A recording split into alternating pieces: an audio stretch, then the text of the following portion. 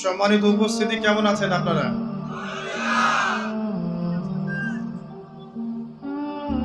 আলহামদুলিল্লাহ আলা কুল্লি হাল ওয়া ফি কুল্লি মাকান। যদিও বা বর্তমান প্রেক্ষাপটে একজন মুসলিম ভালো থাকতে পারে না। বর্তমান প্রেক্ষাপট এতই খারাপ, কিয়ামতের আলামতগুলো এমনভাবে প্রকাশ হয়েছে এখন যে একজন ইমানদার মুসলিমের পক্ষে নিশ্চিন্তে থাকা আর ভালো থাকাটা খুব কষ্টকর।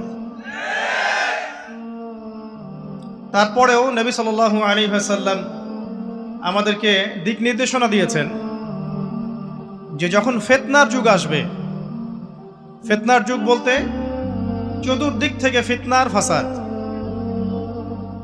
ফিতনা ফাসাদ কেমন? মানে আল্লাহ রাব্বুল আলামিন কোরআনে একটা বিষয় বলছেন, সমাজ তার উল্টা চলছে, এগুলো ফিতনা। নবী সাল্লাল্লাহু আলাইহি ওয়াসাল্লাম হাদিসে একটা বিষয় বলেছেন, সমাজ তার উল্টা চলছে, এর নাম ফিতনা। পরিবারে ফিতনা, ধর্মের মধ্যে ফিতনা, সমাজে ফিতনা, অর্থনীতিতে ফিতনা, এখন সংস্কৃতির মধ্যেও ফিতনা। তো এই ফিতনাময় পরিবেশে নবী সাল্লাল্লাহু আলাইহি ওয়াসাল্লাম বলেছেন যে কেউ যদি ঈমান এবং আমলের উপরে, মানে নবী সাল্লাল্লাহু আলাইহি ওয়াসাল্লামের আদর্শের উপরে সবর করতে পারে, টিকে থাকতে পারে, তার জন্য 50 জন শহীদ সাহাবীর নেকি হবে ইনশাআল্লাহ। ফিতনাময় পরিবেশে যদি সবর করা যায়, হকের উপর অটল থাকার চেষ্টা করা যায়, ইনশাআল্লাহ আপনি 50 জন শহীদ সাহাবীর নেকি পাবেন ইনশাআল্লাহ। তো প্রত্যেকটা ক্ষেত্রেই আপনি ফিতনা পাবেন। পরিবারের দিকে তাকাবেন, দেখবেন পরিবারের বন্ধনগুলো আগের মতো নাই। প্রচুর ডিভোর্স হচ্ছে, স্বামী স্ত্রীর বিচ্ছেদ প্রচুর বেড়ে গেছে। তারপরে সন্তান সন্ততি আমাদের পরিবারে যারা আছে, দেখবেন এরা বেশিরভাগই দুনিয়াদার হয়ে গেছে, দিনের খুব একটা ফিকির নাই। বেশিরভাগ পরিবারের সদস্য দেখবেন নামাজ কালামের এখন ধার ধারছে না। ম্যাক্সিমাম পরিবার থেকে আস্তে আস্তে পর্দাটা কিন্তু শিথিল হয়ে যাচ্ছে।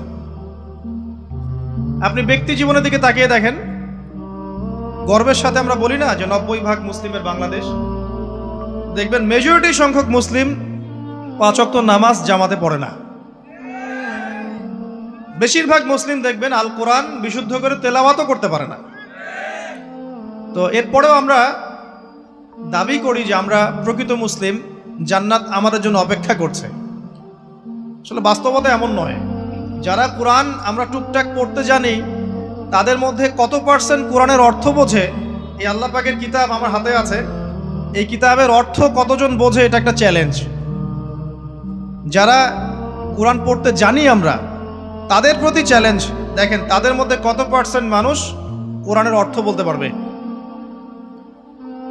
আর অর্থটা যে জানা জরুরি, এই বিষয়টাও আমরা এখন জনগণকে বোঝাতে ব্যর্থ হচ্ছি। কোরআনের অর্থটা যে বোঝাটা জরুরি, এটা বোঝাতেও ব্যর্থ হচ্ছি। কারণ আমরা সবাই প্রত্যেক হরফে 10 নেকি পেতে চাই।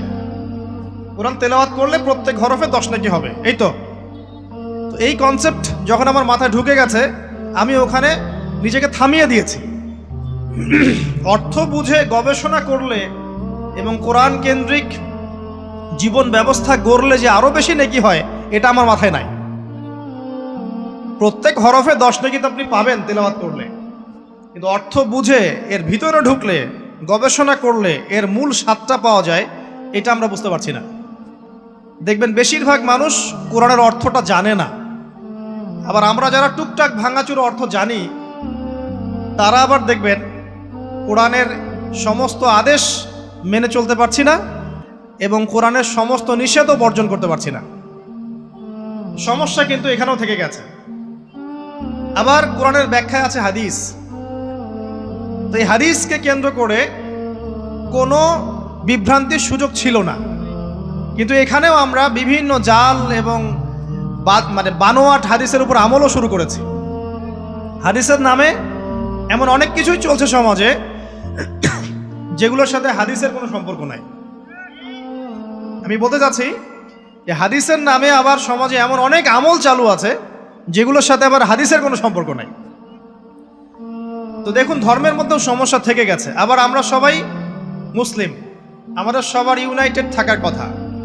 মুসলিম একটা জাতি, তাদের আল্লাহ একজন, রাসূল একজন, কেবলা এক, তাদের সবার মধ্যে একটা ইউনিটির কথা ছিল। কিন্তু আমরা ধর্মতাত্ত্বিকভাবে এবং পলিটিক্যালি আমরা বিভিন্ন দলে বিভক্ত এবং আপোষের মধ্যে মিল মহব্বত কম। বাইরে হয়তো আমরা বলি যে আমি একজন ধর্মতাত্ত্বিক দলের সদস্য, সে আরেকটা ধর্মতাত্ত্বিক সংগঠনের সদস্য, সে আরেকটা মানহাজ ফলো করে, সে আরেক জামায়াতের, সে আরেক তরিকার ইত্যাদি। আমরা সবাই এক, যদি আমরা বাইরেই কথাটা বলি, কিন্তু অন্তর থেকে কিন্তু আমাদের এই বিষয়টা আসছে না। আমরা ভিতর থেকেই ঐক্যবদ্ধ হতে পারতাম, তাহলে উম্মার আজকে এই অবস্থা হতো না। দেখুন, ধর্মকেন্দ্রিক অনেক প্রবলেম থেকে গেছে এখনো। আবার আল্লাহ রাসূল সাল্লাল্লাহু আলাইহি ওয়াসাল্লাম হাদিসের মধ্যে এবং আল্লাহ পাক কোরআনের মধ্যে ধর্ম নিয়ে বাড়াবাড়ি করতে নিষেধ করেছে। ধর্ম নিয়ে বাড়াবাড়ি করো না, তোমরা নিজেদের ধর্ম পালন করো। তা আমরা নিজের ধর্ম যতটা না পালন করি, অন্যের ধর্মের দিকে আঙ্গুলটা তার চেয়ে বেশি তুলি। আমরা আগে নিজের রিলিজনটাকে ঠিক মতো পালন করি, দেখবেন সমাজ ঠিকই পরিবর্তন হয়ে গেছে ইনশাআল্লাহ।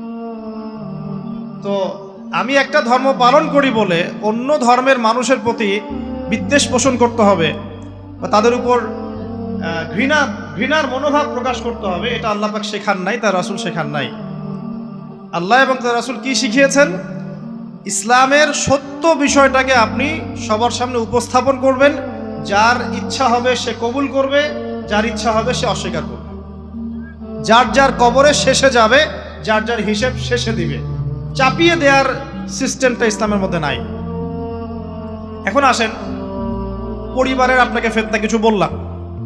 অর্থনীতির জীবনে যাবেন, ব্যবসা বাণিজ্যের মধ্যে যান, দেখেন বেশিরভাগ কালোবাজারি করছে, সিন্ডিকেট করছে, মজুদদার মাপে কম দিচ্ছে, জনগণকে ঠকাচ্ছে, করছে না? এগুলো পলিটিক্যাল ফিতনা, এগুলো ইকোনমিক্যাল ফিতনা। তারপরে আপনি আরো দেখবেন ইকোনমিক সেক্টরে রিবা ভর্তি, সুদ। রিবা মানে কি? সুদ, রিবা দিয়ে ভর্তি। ঘুষ ছাড়া কাজ হচ্ছে না, ঠিক আছে? অন্যের সম্পদ আত্মসাৎ না করলে আমাদের পেটের ভাত হজম হচ্ছে না।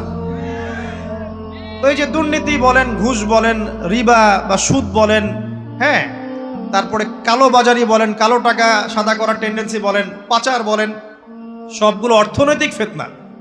এগুলো হচ্ছে কি? অর্থনৈতিক ফিতনা। এবার দুজন ফেরেশতা মাথার দিক থেকে আসবেন, আসতে চাইবেন, সালাত বলবে এখান দিয়ে আসা যাবে না, এদিক দিয়ে আসা যাবে না। ডান দিক দিয়ে আসতে চাইবেন, এদিক দিয়ে আসা যাবে না। বাম দিক দিয়ে আসতে চাইবেন, যাকাত বলবে এদিক দিয়ে আসা যাবে না। পায়ের দিক দিয়ে আসতে চাইবেন, আমলগুলো বলবে এদিক দিয়ে আসা যাবে না। তখন যাই হোক, তারা আসবেন। এটা কথা কি? এটা কথাটা হচ্ছে যে সলাতের গুরুত্ব, মানে সে সলাত আদায় করেছে, সে আমার হক আদায় করেছে, আমি তার পক্ষে আছি, এটা পক্ষে বোঝাচ্ছে। রোজা বলবে আমি ওর পক্ষে আছি, তাকে আপনি কোনো শাস্তি দিবেন না, আমি তার পক্ষে আছি। আপনারা দুজন তাকে শাস্তি দিবেন না, আমি যাকাত তার পক্ষে আছি, এটা পক্ষে থাকার কথা। তারপরেও তারা আসবেন, চোখগুলো হবে নীল এবং কালো বর্ণ, নীলাপ চোখের কালো। মুনকার নাকি উঠে বসিয়ে দেওয়া হবে। এবার তিনটা প্রশ্ন। প্রথমে প্রশ্ন হচ্ছে কি? মান রব, তোমার রবকে? তখন মুমিন বান্দা বুক ফুলিয়ে বলবে রব্বি আল্লাহ, আমার রবকে আল্লাহ। পৃথিবীতে যে ব্যক্তি আল্লাহর সাথে শিরিক করে নাই, আল্লাহর তাওহীদের উপর থেকেছে এবং তার উপরে মৃত্যুবরণ করেছে, ইনশাআল্লাহ সে ব্যক্তি এর উত্তর নির্দ্বিধায় দিতে পারবে ইনশাআল্লাহ। আর দুনিয়াতে যে বা যারাই আল্লাহর সাথে শিরিক করবে, আল্লাহর সাথে শিরকের পাপে লিপ্ত হবে, ওই অবস্থায় মারা যাবে, তাওহীদের উপর থাকবে না, কোশ্চিন কালেও মান রব্বুক উত্তর দিতে পারবে না। তারপরে প্রশ্ন হয়ে যাবে মা দিনুক, তোমার দিন কি ছিল? মুমিন বান্দা উত্তর দিবে কি? দিন ইয়ান ইসলাম, আমার দিন ছিল ইসলাম। এখানে শুনে রাখেন, পৃথিবীতে যারা ইসলামকে পরিপূর্ণরূপে পালন করবে তারাই এই উত্তর দিতে পারবে ইনশাআল্লাহ। যারা ইসলামকে ঠাট্টা বিদ্রুপের হাসি তামাশার পাত্র বানিয়েছে, মন চাইলে কিছু করি, মন চাইলে কিছু করি না, সহজগুলো একটু আমল করি, বাকি কিছুর আমল ধারি না, হ্যাঁ, নামাজ পড়ি, সুদ ছাড়তে পারি না, ঠিক আছে, বছর বছর ওমরা করি, এদিকে ঘুষ দুর্নীতি ছাড়তে পারি না, ইসলামকে ঠাট্টা তামাশার পাত্র বানিয়েছে, এরা কোশ্চিন কালে উত্তর দিতে পারবে না মা দিনু দিনে পরিপূর্ণরূপে ইসলামে প্রবেশ করতে বলেছেন আল্লাহ রাব্বুল আলামিন।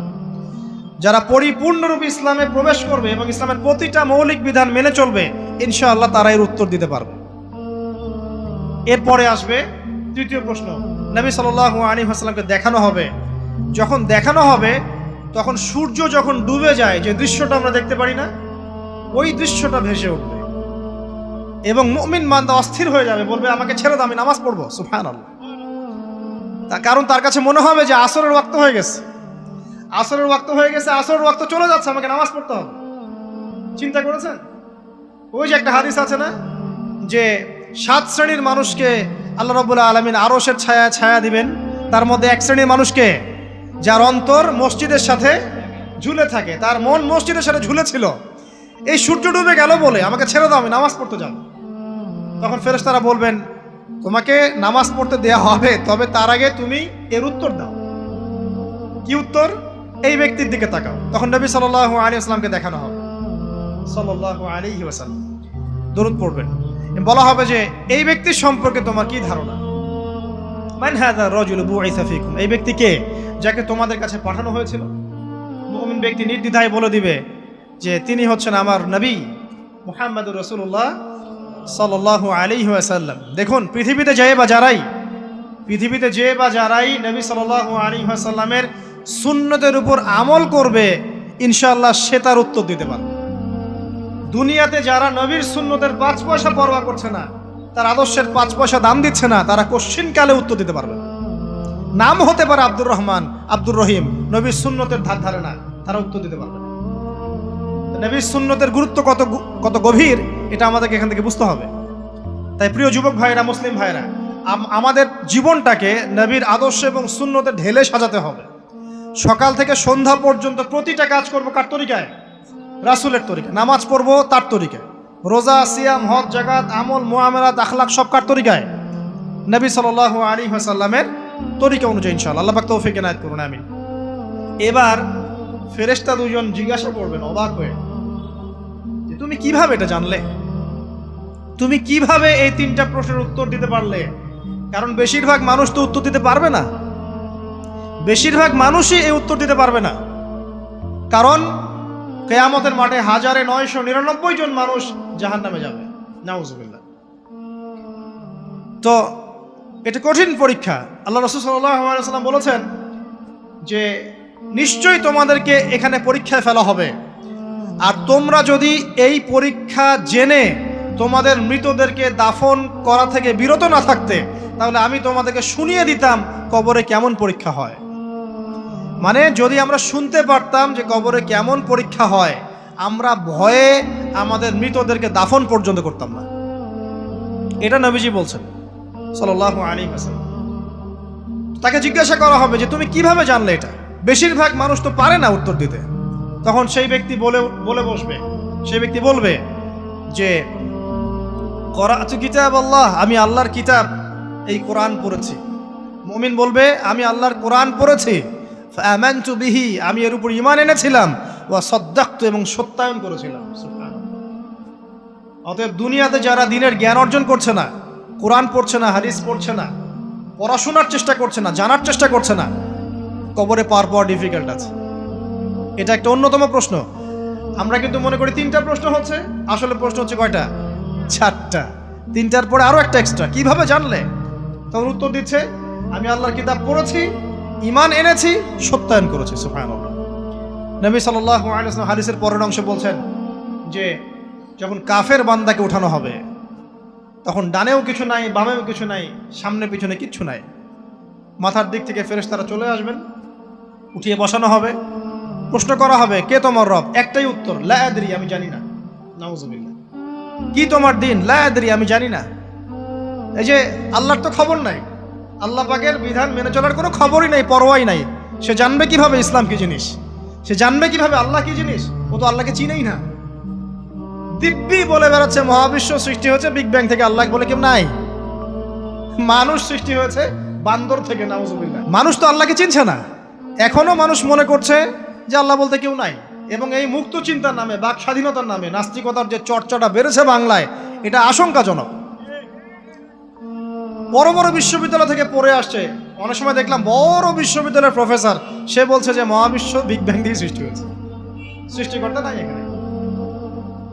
তো মুসলিম বিজ্ঞানীর একটা কথা বলতেন যে মানুষ বিজ্ঞান সম্পর্কে অল্প জানলে নাস্তিক হয়ে যায়, আর অনেক গভীর জ্ঞান অর্জন করলে আল্লাহর কাছে আত্মসমর্পণ করে। খেয়াল করে দেখবেন ডক্টর, ইঞ্জিনিয়ার যারা বড় বড় লেভেলে চলে গেছেন, অনেক সিনিয়র, তারা কিন্তু বেশিরভাগ নামাজি দেখবেন, নামাজ পড়ে, দান সৎকার করে, সমাজ কল্যাণমূলক কাজ করে। তারা কিন্তু রোগীর সেবা করতে গেলেও বলে যে নামাজ পড়িয়েন, রোজা রাখিয়েন, তারা কিন্তু বলে। অনেক ডক্টর আমি দেখেছি এমন, যারা যত বেশি গবেষণা করে তারা তত বেশি আস্তিক হয়ে যায়, আর টুটাফাটা গবেষণা করলে নাস্তিক হয়ে যাবেন। কত প্রশ্ন, ইসলামের এটা কেন, ওইটা কেন, ইসলামে বহুবিবাহ কেন, হ্যাঁ ইসলামে কি পর্দার বিধান কেন, তারপর ইসলামে এত রেস্ট্রিকশনস, এত বাইন্ডিংস কেন, হ্যাঁ স্বাধীনতা নাই কেন, কত প্রশ্ন। ইসলামের এগেনস্টে কত তীর এখন ছোড়া হচ্ছে। তো এই ব্যক্তি কেমন করে উত্তর দিবে যে মাহাদিনুক, তোমার দিন কি? আল্লাহর দিকে কত প্রশ্ন ছোড়া হচ্ছে, কত শিরকের পাপ আমরা করছি, অনেক সময় মুসলিম হয়েও শিরকের পাপ করছি। কিভাবে উত্তর দিবে মানরব্য? 3 নাম্বার প্রশ্ন যখন করা হবে, এই ব্যক্তিকে দেখো দেখি, সে বলবে যে আমি জানি না এই ব্যক্তিকে, তবে শুনেছিলাম, মানুষের মুখে শুনেছিলাম, মানুষ যা বলতো আমি তাই বলতাম। মানে সে রাসূল সাল্লাল্লাহু আলাইহি ওয়াসাল্লামের নাম শুনেছিল হয়তো বা, কিন্তু তার সুন্নত বা আদর্শ কখনো মেনে চলে নাই, পারলো না। এবার জান্নাতি ব্যক্তি হলে কি হতো? ওই যে সূর্য ডুবছিল যেখানে, তার দৃষ্টির সীমা পর্যন্ত কবরকে প্রশস্ত করে দেওয়া হতো, এবং জান্নাতের একটা দরজা তার কবরে খুলে দেওয়া হতো। এটা কিভাবে করা হবে সেটা আল্লাহ পাক জানেন, এটার ব্যাখ্যা করার জ্ঞান আল্লাহ আমাদেরকে দেন নাই। যেই মানুষের ক্ষুদ্র জ্ঞানে মানুষ ব্যাকটেরিয়া ভাইরাস নিয়ে গবেষণা করতে হিমশিম খেয়ে যায়, সে মহাবিশ্বের স্রষ্টা নিয়ে কিভাবে গবেষণা করবে? আল্লাহ পাকের অসীম জ্ঞানের সামনে আমার জ্ঞান কি? খুবই ক্ষুদ্র। একটা হাদিসে এসেছে বুখারী শরীফের মধ্যে, যে একটা মহাসমুদ্রের মধ্যে যদি একটা পাখি 1 ফোঁটা পানি উঠিয়ে নিয়ে যায়, ওই 1 ফোঁটা পানি হচ্ছে মহাবিশ্বের জ্ঞান, আর বাকি পুরো মহাসাগর হচ্ছে আল্লাহ পাকের জ্ঞান। তো আমরা এই ক্ষুদ্র জ্ঞানের মানুষ হয়ে আল্লাহর জ্ঞানকে কেমন করে পেনিট্রেট করতে পারি? তো আল্লাহ পাক জান্নাতের দরজাগুলো খুলে দিবেন, একটা দরজা খুলে দিবেন, সেখান থেকে বাতাস আসবে, জান্নাতের নাজ নেয়ামত উপভোগ করতে থাকবে, এবং তার রূহটাকে সবুজ রঙের পাখির আকৃতিতে জান্নাতে রেখে দেওয়া। ইল্লিন মানে ওখানে জান্নাতের নিয়ামত সে পাবে। এটাকে বলা হয় দারুল বারজাখ, বারজাখের জীবন। জীবন অনেকগুলো, একটা ছিল রুহের জগৎ।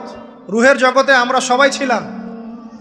শোনেন, রুহের জগতে যার সাথে যার বন্ধুত্ব ভালোবাসা গভীর ছিল, দুনিয়াতে তার সাথে তার ভালোবাসা বেশি। এটা হয়তো জানেন না, জানতেন হাদিসটা?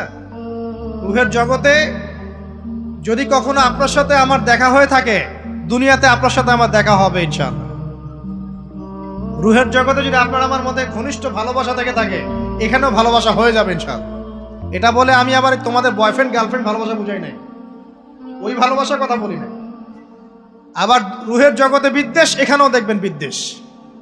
ওটা একটা জগৎ ছিল যেখানে আল্লাহ পাক সমস্ত আদম সন্তানকে সৃষ্টি করে তাদের রুহটাকে রেখেছিলেন, এবং ওয়াদা নিয়েছেন। কি ওয়াদা? আল্লাহ পাক বলেছিলেন আলাস্তু বিরব্বিকুম, সূরা আরাফের 182 নম্বর আয়াত পড়ে দেখবেন, 182 নম্বর আয়াত। আল্লাহ পাক বলেছিলেন যে আমি ওয়াদা নিয়েছিলাম, আলাস্তু বিরব্বিকুম, আমি কি তোমাদের রব নই? আমরা সবাই বলেছিলাম বালা ইয়া রব্বি, অবশ্যই আপনি আমাদের রব। দুনিয়াতে এসে আমরা ভুলে গেছি। এই ভুলে যাওয়াটা মনে করায় দেওয়ার জন্যই আল্লাহ পাক আসমানে কিতাব নাজিল করেন, নবী রাসূল পাঠান, আমাদের কান পর্যন্ত ইসলামের দাওয়াত পৌঁছে দেন, যাতে আমরা মনে করতে পারি। এবার আসেন রুহের জগতের পর আসলাম এই যে দুনিয়ার জগৎ, দারুদ দুনিয়া। দুনিয়ার মধ্যে আছি হয়তো 50, 60, 70, 100 বছর হাইয়েস্ট। এরপর যাবে দারুল বারজাখ, বারজাখের জগৎ। পাপী ব্যক্তি হলে জাহান্নামের দরজা খুলে দেওয়া হবে, আর জাহান্নামের সে আযাব ভোগ করতে থাকবে, এবং পুণ্যবান ব্যক্তি হলে জান্নাতের দরজা খুলে দেওয়া হবে, এবং এর নাজ নেয়ামত সে ভোগ করতে থাকবে। তখন তাকে বলা হবে এটা জান্নাতের সেই জায়গা যেখানে তুমি থাকবে।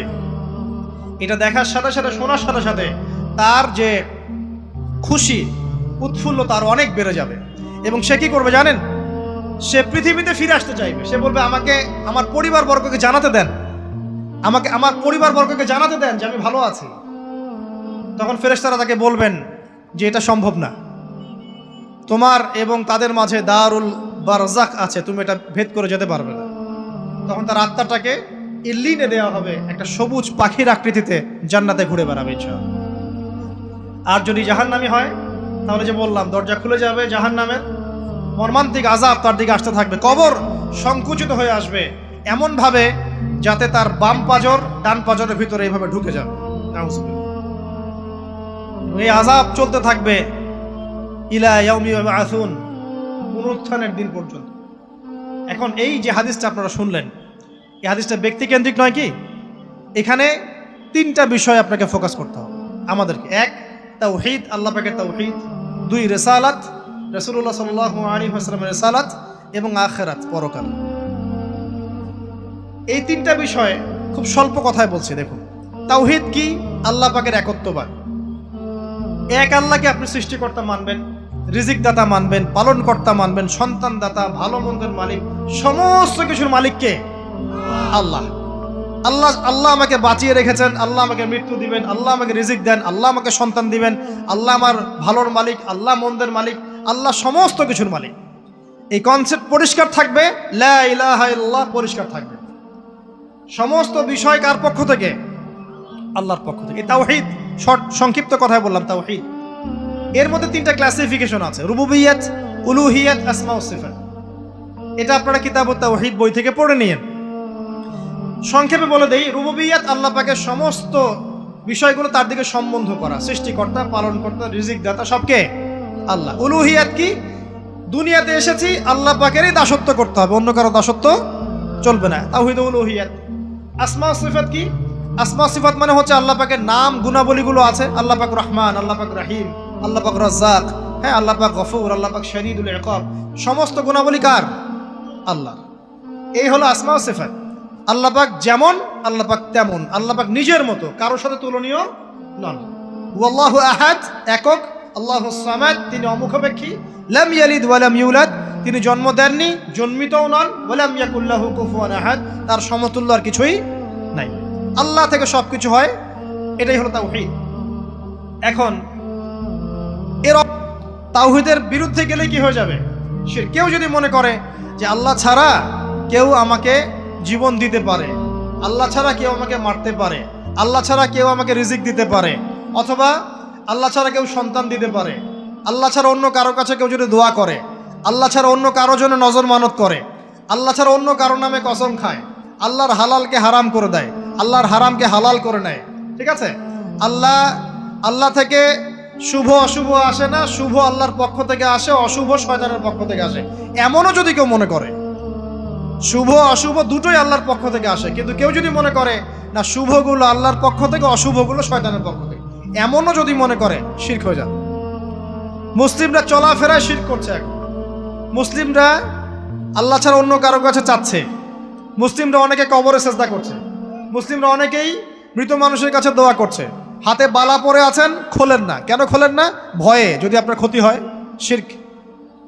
মুসলিমরা দেখবেন আগুনের সামনে মাথা নত করছে, মুসলিমরা এখন মেডিটেশন করে, ধ্যান করে, মুসলিমরা জিনকে তাবে করতেছে, অনেক সময় দেখা যায় মুসলিমরা জাদু করতেছে, জাদুবিদ্যা, কুফরি কালাম করছে না?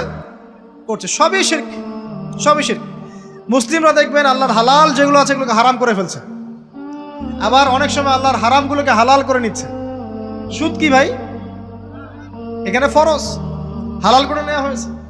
মদ কি? তোমাদের কাছে তো ওয়াজিব, না খাইলে ঘুম হয় না। তো এই যে আল্লাহ হারামগুলোকে কি করছি আমরা? হালাল করে ফেলছি, এটাও শিরক, কুফরি একটা। তো এক কথায় তাওহীদের উপর যারা থাকবে, মান রব্বক উত্তর দিতে পারবে ইনশাআল্লাহ। যারা শিরক করে ফেলবে ওই অবস্থায় মারা যাবে, মান রব্বক উত্তর দিতে পারবে না। আমার কথা কি বোঝা যাচ্ছে? আমি সহজ করার চেষ্টা করছি, কিন্তু হয়তো পারছি না, এটা আমার ব্যর্থতা। এক কথায় যদি আমরা কবরের প্রথম প্রশ্নের উত্তর দিতে চাই, তাহলে আমাদেরকে অবশ্যই তাওহীদের উপর থাকতে হবে, শিরকে যাওয়া যাবে না। প্রিয় ভাইরা, শিরকের পাপ থেকে আজকে তওবা করে ফেলবেন। আল্লাহ জেনে না জেনে জীবনে যত শিরক করেছে আল্লাহ মাফ করে দাও, আমিন। এবং আগামী দিনগুলোতে শিরকের পাপে লিপ্ত হয় না। প্রিয় ভাইরা, যদি আপনার আমল নামায় আসমান জমিন সমানও পাপ থাকে, শিরকের পাপটুকু না থাকে, আল্লাহ পাক আপনার পুরো পাপ মাফ করতে পারবেন ইনশাআল্লাহ। আল্লাহ পাক বলেছেন, মেরাজের রাতে নবী সাল্লাল্লাহু আলাইহি ওয়াসাল্লামকে আরশে আজিমের কাছে উঠিয়ে নিয়ে আল্লাহ পাক 3টা ওহী করেছেন। কয়টা ওহী? একটা ছিল 5 ওয়াক্ত নামাজ, ঠিক আছে। 2টা হচ্ছে 2 নাম্বার হচ্ছে সূরা বাকারার শেষের 3টা আয়াত। 3 নাম্বার একটা ওয়াদা, একটা প্রতিশ্রুতি। সেটা কি? হে মুহাম্মদ সাল্লাল্লাহু আলাইহি ওয়াসাল্লাম, তোমার উম্মতের মধ্যে কেউ যদি আসমান জমিন সমান পাপ নিয়ে আমার সামনে হাজির হয় কিন্তু আমার সাথে কাউকে শরিক না করে, শিরক না করে, তাহলে আমি আল্লাহ তার সামনে আসমান জমিন সমান ক্ষমা নিয়ে হাজির হব, মানে মাফ করে দেওয়া হবে ইনশাআল্লাহ। অতএব শিরকের পাপে যায়েন না, ইনশাআল্লাহ জান্নাতে যাওয়া যাবে। যে ব্যক্তি মন থেকে একবার লা ইলাহা ইল্লাল্লাহ পড়েছে, সমস্ত বিষয় আল্লাহর দিকে সুপর্দ করে, তার অন্যান্য অনেক পাপ থাকতে পারে, আল্লাহ পাক চাইলে সব পাপ মাফ করতে পারে। অতএব মান রব্বকে উত্তর দিতে চাইলে শিরকের পাপে যাওয়া যাবে যাবে না। আধুনিক শিরকের মধ্যে সবচেয়ে ভয়ঙ্করটা হচ্ছে এটা যে আমরা আল্লাহর হালালকে হারাম করে নিচ্ছি, হারামকে আবার হালাল করে ফেলছি। এখানে যায় না। সব কিছু আল্লাহ থেকে আসে। দোয়া আল্লাহর জন্য করবেন, নামাজ আল্লাহর জন্যে, সবকিছু ইবাদত আল্লাহর জন্য, দ্বীনি ইলম অর্জন আল্লাহর জন্য। প্রতিটা কাজের করার আগে নিয়াত ফিক্স করবেন, কেন করব? পরকালীন স্বার্থ থাকলে করব, না হলে করব না। কেন তুমি টিকটকে যাবা না? কারণ পরকালীন কোনো স্বার্থ নাই। কেন তুমি ফ্রি মিক্সিং অ্যাফেয়ার্সে যাবা না? কারণ পরকালীন কোনো স্বার্থ নাই। কেন মদ খাবা না? পরকালীন কোনো স্বার্থ নাই। কেন মিউজিকে যাচ্ছ না? কারণ পরকালীন কোনো স্বার্থ নাই। কেন তুমি এই যে সুদ খাবা না? কারণ পরকালীন কোনো স্বার্থ নাই। যে কাজে পরকালীন কোনো স্বার্থ নাই সে কাজে কোনো মুমিন মুসলিম নাই। কেন নামাজ পড়বো? কারণ পরকালীন স্বার্থ আছে। কেন রোজা রাখবো? পরকালীন স্বার্থ আছে। কেন আমি হালাল বিয়ে করব, হারাম জেনায় যাব না? পরকালের স্বার্থ আছে। কেন আমি যাকাত দিব, ব্যবসা করব, সুদ খাবো না? কারণ পরকালের স্বার্থ আছে। কেন ইসলামের দাওয়াত দিব? পরকালের স্বার্থ আছে। কেন হাদিস প্রচার করব? কারণ পরকালের স্বার্থ আছে। ইসলামের জন্য সবর করব কেন? পরকালের স্বার্থ আছে। পরকালের স্বার্থ যেখানে, মুসলিম সেখানে। পরকালীন স্বার্থ নাই, আমরা নাই। প্রত্যেকটা কাজ করার আগে নিয়াতটা ফিক্স করতে হবে। পরকালের কোনো স্বার্থ আছে? যদি বলে হ্যাঁ আছে, তাহলে করবেন। স্বার্থ নাই, আমি নাই। কোনো ফুজুল কি বাত বা ফাহেসা কোনো কাজ, এসব কাজে আমরা নাই, বিকজ এগুলোতে কোনো পরকালীন স্বার্থ নাই। ব্যাস, আমাদের জীবনের প্রতিটা মোমেন্ট, প্রতিটা সেকেন্ড আল্লাহর দেয়া দান। আমি নিজের ইচ্ছা মতো এটাকে অপব্যয় করতে পারি না। হ্যাঁ, আপনি মিউজিক শুনতে চান, আপনি সং পছন্দ করেন, আপনি নাশিদ শোনেন, ইসলামিক নাশিদ শোনেন, ওখানে আপনার ঈমান একটু দীপ্ত হবে, পরকালীন স্বার্থ আছে। আপনি নিজের যৌন চাহিদাকে দমন করতে পারছেন না, হালালভাবে বিয়ে করে নেন। বিয়ে করার পর আপনি যত ইচ্ছা স্ত্রীকে মহব্বত করেন, প্রত্যেকটা মহব্বতে নেকি পাবেন। এমনকি স্ত্রীর দিকে নেক নজরে তাকাবেন, তাতেও নেকি। তার মুখে খাবার তুলে দেবেন, তাতেও নেকি। তার হাত ধরে হাঁটবেন, তাতেও নেকি। তাকে নিয়ে রাত্রে চাঁদ দেখবেন, তাতেও নেকি। আপনি আপনার নিয়তটাকে চেঞ্জ করেন, কাজের ডাইরেকশন চেঞ্জ করেন। পরকালের স্বার্থ থাকলে করবো, না হলে করবো না। আপনি পছন্দ করেন ঘুরে বেড়াতে, আল্লাহর দিনের দায়ী হয়ে ঘুরে বেড়ান না, সমস্যা কি?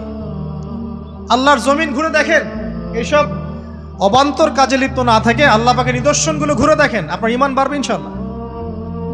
আপনার সংস্কৃতি ভালো লাগে, ইসলামিক সংস্কৃতি মেনে চলেন। আপনি কবিতা লিখতে ভালোবাসেন, ইসলামিক কোনো কবিতা লেখেন। আপনি উপন্যাস পড়তে ভালোবাসেন, ইসলামিক কোনো উপন্যাস পড়েন। আমি বলছি না এগুলোর বাইরে কোনো পড়াশোনা করা যাবে না, এমনটা আমি কিন্তু বলছি না। আমি বলছি আপনি আপনার পুরো কাজটাকে আগে ফিক্স করবেন, পরকালের কোনো স্বার্থ আছে কি নাই। যদি হ্যাঁ দেখা যায় হ্যাঁ পরকালের স্বার্থ ঠিক আছে, অবশ্যই করেন, কোনো সমস্যা নেই। আল্লাহ পাক বোঝার তৌফিক দান করুন। তো দেখুন প্রিয় ভাইরা, শিরকের পাপে যাওয়া যাবে না। এই শিরকের পাপ না থাকলে আমলনামায় ইনশাআল্লাহ আমরা জান্নাতে যাব এবং কবরের উত্তরও দিতে পারবো ইনশাআল্লাহ। মান রব্বক, উত্তর পাস ইনশাআল্লাহ। তারপরে কি? মাদিনুক। এক কথায় ইসলামের অনেক বিধিবিধান আছে, নামাজ, কালিমা, সওম, যাকাত, হজ সব আছে। আমর বিল মারুফ, নাহি আনিল মুনকার, পিতামাতার খেদমত, প্রতিবেশীর অধিকার, স্ত্রীর অধিকার, তারপরে সন্তানদের অধিকার, যাকাত, সব কিছুই আছে। এখন যদি ইসলামের কিছু অংশকে মেনে নেন, কিছু অংশকে না মানেন, এটা কিন্তু কুফরি। ইসলামের কিছু অংশকে মানছেন, কিছু অংশকে মানছেন না, এটা কিন্তু কুফরি।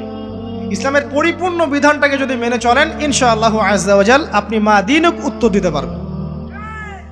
আপনি আমল করতে পারেন না পারেন, মনে করেন আপনি আমল করতে পারছেন না, কিন্তু আপনি আকীদা পোষণ করছেন যে হ্যাঁ ইসলামে যা আছে আমি সব কিছু মেনে চলি, কিন্তু হয়তো আমল করতে গিয়ে আমি পারছি না। আমি হয়তো নামাজ 5 ওয়াক্ত পড়তে হয় আমি জানি, আমি মানি, কিন্তু আমার মাঝে মাঝে মিস হচ্ছে, মাঝে মাঝে আমি জামাত মিস করে ফেলছি। আপনি মানেন যে সম রাখতে হয়, মাঝে মাঝে আপনার সম মিস হয়ে যাচ্ছে, কিন্তু আপনি বিশ্বাস করেন যে হ্যাঁ আপনি সম রাখতে হয়, আপনার আকীদা ঠিক আছে। আপনি যাকাত দেন নাই এতদিন, কিন্তু আকীদা রাখেন হ্যাঁ দিতে হয়, আমি সুযোগ পেলে দিয়ে দিব। এই যে কনসেপ্টটা ক্লিয়ার রাখা যায় না, ইসলামের বিধানগুলো প্রতিটা আমি মানি মন থেকে, হয়তো আমল করতে গিয়ে আমি পেরে উঠতেছি না বা হয়ে উঠছে না। ইনশাল্লাহ একদিন না একদিন আল্লাহ পাক আপনাকে তৌফিক দিবে, ইনশাল্লাহ আল্লাহ পাক তৌফিক দান করুক। কিন্তু কনসেপ্ট যদি ক্লিয়ার না থাকে যে আমি কিছু অংশ মানি কিছু অংশ মানি না, এটা ইসলাম হলো না। উদখুলু ফিস সিলমি কাফা, পরিপূর্ণরূপে ইসলামে প্রবেশ করে। দিনী বোন অনেকে আছে পর্দা হয়তো করতে পারছে না, কিন্তু মনে করে বিশ্বাস করে যে হ্যাঁ পর্দা করতে হয়, এটা ফরজ। ইনশাল্লাহ আল্লাহ চাইলে ওকে একদিন তৌফিক দিবে ইনশাল্লাহ। হয়তো এখন মুখ খোলা আছে, হয়তো বা আগে গেঞ্জি টি শার্ট পরে ঘুরতো, এখন সেলোয়ার কামিজ পরছে, ঢিলে ঢালা জামা পরছে, এখনো বোরখা পরছে না। ওকে তুচ্ছ তাচ্ছিল্য করার দরকার নাই আপাতত, ওকে আরো বুঝান, আরো নরম হন, আরো বুঝিয়ে সুঝিয়ে ইসলামের দিকে আনার চেষ্টা করেন। এতদূর এসেছে ওই পর্যন্ত যাবে ইনশাল্লাহ, কারণ ও বিশ্বাস করে হ্যাঁ পর্দা করতে হয়, আমি মানি পর্দা করতে হয়, কিন্তু আমি এখন করতে পারছি না, ইনশাল্লাহ করব, আল্লাহ পাক চাইলে তৌফিক দিবেন ইনশাল্লাহ। তো এই যে বিষয়টা যে ইসলামকে মনে আগে ধারণ করা, যে না আমি মানি ইসলামের প্রত্যেকটা বিধান ঠিক আছে। চুরি করলে চোরের হাত কাটতে হয়, ইসলাম বলেছে। ডাকাতি করলে শাস্তি আছে, জেনা যদি কেউ করে 100 বেত্রাঘাত, মদ খাইলে 40টা বেত্রাঘাত, ব্যভিচার যদি করে কেউ, এই পরকীয়া করে বিবাহিত ব্যক্তি, রজম, এগুলো কেসাস। একজন হত্যা করলে তাকেও কেসাস করতে হয়। এই বিধানগুলো আছে। এখন আপনি বলতে পারেন আমি এই ওয়ার্ল্ডের প্রেক্ষাপটে এটাকে বাস্তবায়ন করতে পারছি না, কিন্তু আমি বিশ্বাস করি ইসলামের বিধানগুলো আছে, এটা আল্লাহর বিধান। ইনশাল্লাহ আপনি মাফ পেয়ে যাবেন, ইনশাল্লাহ আল্লাহ চাইলে আপনি মাফও পেয়ে যাবেন। কিন্তু যদি মনে করেন না এই যুগের এগুলো চলেই না, আমি আল্লাহ পাকের এসব বিধান কিচ্ছু মানি না, আমি যে বিধান বুঝি এটাই চূড়ান্ত, তাহলে খবর আছে, তাহলে মায়াদিনকে উত্তর দিতে পারবেন। তো বুঝেন, বিষয়টা বোঝেন, আকীদাটা ক্লিয়ার করেন যে না আমি পারতেছি না, এটা একটা বিষয়, কিন্তু আমি বিশ্বাস করি ইসলামের এগুলো অংশ, হয়তো আমি এখন পারছি না, ইনশাল্লাহ ভবিষ্যতে পারবো। আল্লাহ চাইলে আপনাকে তৌফিক দিবে ইনশাল্লাহ। আমরা দোয়া করি আল্লাহ পাক আমাদেরকে পরিপূর্ণরূপে ইসলামে প্রবেশ করার তৌফিক দান করুন। আর সর্বশেষ কি, এটা যদি করতে পারে মায়াদিনকে উত্তর দিতে পারবে। মান নবীকে উত্তর কখন দিতে পারবে? যখন একজন ব্যক্তি সারা জীবন নবী সাল্লাল্লাহু আলাইহি ওয়াসাল্লামের সুন্নতের উপর আমল করতে পারবে। এই যে ঘুম থেকে উঠলেন, ব্যাস ব্রাশটা নিয়ে দৌড়ে চলে গেলেন বাথরুমে, কি জন্য? ঘুম থেকে উঠলেন, আগে চোখটা একটু ঘষতে হবে, মুখে হাত দিতে হবে, তারপরে আপনি দোয়া পড়বেন। কি দোয়া পড়বেন? আলহামদুলিল্লাহিল্লাযী আহইয়ানা বা'দা মা আমাতানা ওয়া ইলাইহিন নুশুর। তারপরে আপনি যাবেন বাথরুমে। দোয়াটা না পড়ে কেন গেলেন? ঘুমাচ্ছেন, ঘুমানোর আগে আপনি অবশ্যই বলবেন। ঘুমানোর আগে একদম একটা গান শুনে, একটা গার্লফ্রেন্ডের সাথে 10টা মিনিট কথা বলে হ্যাঁ জান রাখি, ব্যাস, তারপরে ঘুমিয়ে গেলেন। ঘুমটা আপনার জন্য ইবাদত হলো না? হারামে লিপ্ত হতেন না? আল্লাহুম্মা বিইসমিকা আমুতু ওয়া আহইয়া পড়তেন, সূরা মুলক পড়তেন, সূরা কাফিরুন পড়তেন, সূরা ফালাক নাস ইখলাস পড়তেন, ঘুমিয়ে যেতেন। পুরো ঘুমটাই ইবাদত, পুরো ঘুমটাই নাকি ঘুমিয়ে আছেন নাকি পাচ্ছেন? আপনি ইচ্ছাকৃতভাবে আপনার আমলটা নষ্ট করলেন। ইস্তেঞ্জা করতে গেছেন, ইস্তেঞ্জা করতে গিয়ে গান শুরু করে দিল বাথরুমে। বাথরুম সিঙ্গার আছে না কিছু? বাথরুমে গান গাওয়ার জায়গা নাকি? তো ওখানে গান শুরু করলো। বাথরুমে গান গাবেন কেন? আপনি ঢোকার সময় বলবেন কি বিসমিল্লাহ আল্লাহুম্মা ইন্নী আউযু বিকা মিনাল খুবসি ওয়াল খাবাইস, এরপর ইস্তেঞ্জা করবেন, তারপরে আপনি গুফরানাকা বলে বের হয়ে আসবেন। পুরো ইস্তেঞ্জার সময়টুকু নাকি? নামাজ পড়তে দাঁড়িয়েছেন, এখানে রিয়া কোনো লৌকিকতা থাকবে না, লোকজন আমাকে দেখছে আমি ভালো করে নামাজ পড়ি, এমন থাকবে না। নামাজে দাঁড়িয়েছেন আল্লাহর জন্য খালেস। এখন আল্লাহ আপনার মাঝখানে আর কেউ নাই, আল্লাহ আপনার মাঝখানে আর কেউ নাই। এমনকি যা ইচ্ছা তাই নামাজ পড়বেন? একদল বের হয়েছে, এখন দেখি 2 ওয়াক্ত নামাজ পড়ে। তাদের বক্তব্য হচ্ছে যে 5 ওয়াক্ত নামাজ নাকি কোরআনে নাই, আর ওরা খালি কোরআন মানে হাদিস নাকি মানে না। কত যে ফেরকা এখন বের হয়েছে আল্লাহ ভালো জানে। তো 5 ওয়াক্ত নামাজ কোরআনে নাই বলে, সুবহানাল্লাহ। তো 2 ওয়াক্ত নামাজ পড়ে। এখন নামাজ কি মন গরম ভাবে পড়লেই হবে? ফজরের নামাজে দাঁড়িয়েছেন, ফজর নামাজ কয় রাকাত? 2 রাকাত। এখন আমি যদি বলি নামাজ তো ভালো কাজ, 2-এর জায়গায় 4 পড়লে কি সমস্যা ফজরে? যদি এমনটা বলি হবে? কেন হবে না? কারণ নবী সাল্লাল্লাহু আলাইহি ওয়াসাল্লাম 2 পড়েছেন, আমাকে 2 পড়তে হবে, সিম্পল। 4 পড়লে আপনার নামাজ বাতিল। ফজরের নামাজ 4 রাকাত পড়লে নামাজ কি বাতিল হবে না? মাগরিবের নামাজে দাঁড়িয়েছেন, 3 রাকাত নামাজ, তখন আপনি মনে চিন্তা করছেন না 3-এর জায়গায় আমি 4 পড়বো, 5 পড়বো। নামাজ তো ভালো জিনিস, বেশি করলে কি সমস্যা? সবকিছু বেশি করতে হয় না। রাসূলুল্লাহ সাল্লাল্লাহু আলাইহি ওয়াসাল্লাম যা দিয়েছেন তাই করতে হয়। এর নাম সুন্নত। বাইরে গেলে হবে কি? বেদাত। প্রত্যেকটা কাজ খেয়াল করতে হবে। তো প্রত্যেকটা আমল এভাবে। নামাজ, এই যে রোজা, রোজা রাখবেন রমজান মাসে, রোজা রাখলে এটা ফরজ। আর আপনি চিন্তা করেন রোজা তো ভালো জিনিস, আমি রমজানেও রাখবো, শাবান পুরো 2 মাসে রাখবো, হবে? দেখেন, নফল বিষয়টা আলাদা, আমি ফরজের কথা বলছি। কেউ যদি মনে করে ফরজ রোজা আমি 2 মাসে রাখবো, রমজানও রাখবো, শাবানও রাখবো, রোজা ভালো জিনিস করলে কি সমস্যা হবে? হবে না। এভাবেই হজ করতে হয় ওইখানে আরাফার মাঠে। আপনি মনে করেন কুড়িগ্রামে হজের একটা জায়গা বানাইলাম আমরা, মনে করেন কথার কথা, এমনও কিন্তু জায়গা আছে মানুষ অন্য জায়গায় হজ করে। কিন্তু আপনি ভাবছেন এমনি এমনি বলছি, এমন অনেক ফেরকা আছে মুসলিমদের মধ্যে, মুসলিম নামধারী, এগুলো মুসলিম না, হজেরও জায়গা বানাইছে আলাদা, ওখানে হজ করে, ওখানে তাওয়াফ করে। এখন হজ যেখানে করতে হবে ওখানে না করে যদি এখানে করি, হবে? হবে না। যাকাত দেওয়ার একটা লিমিট আছে, এইটুক দিতে হবে। আপনি এখন কম দিলেন, হবে? আবার দিলেন না, আমি একদম বেশি দিয়ে ফাটায় ফেলাবো একেবারে, সেখানে হবে? এই জিনিসগুলো খেয়াল রাখতে হবে যে আমাদের এক কথায় নবী সাল্লাল্লাহু আলাইহি ওয়াসাল্লামের সুন্নাহটা মেনে চলা। আমলের ক্ষেত্রেও একইভাবে, আপনার অর্থনৈতিক জীবনেও নামাজ, রোজা, হজ, জাকাত আপনার পারফেক্ট। এবার আপনি এসেছেন অর্থনীতির ক্ষেত্রে, এসে মাশাআল্লাহ দাড়ি টুপি জুব্বা নিয়ে মাপে কম দিচ্ছেন, চলবে? দাড়ি টুপি জুব্বা আছে, মানুষকে ঠকাচ্ছেন, মজুত করছেন, সিন্ডিকেট করছেন, অনেক সময় সরকারকে বিব্রত করে ফেলছেন, মাল মজুত করছেন, দাম বেড়ে যাচ্ছে, বিব্রত হচ্ছে সরকার, হবে? দাড়ি টুপি পাগড়ি জুব্বা পরে, ভিতরটা আগে। ইমান ভিতরে না থাকলে দাড়ি টুপিতে লাভ আছে? তাকওয়া ভিতরে না থাকলে আমার দাড়ি টুপিতে লাভ আছে?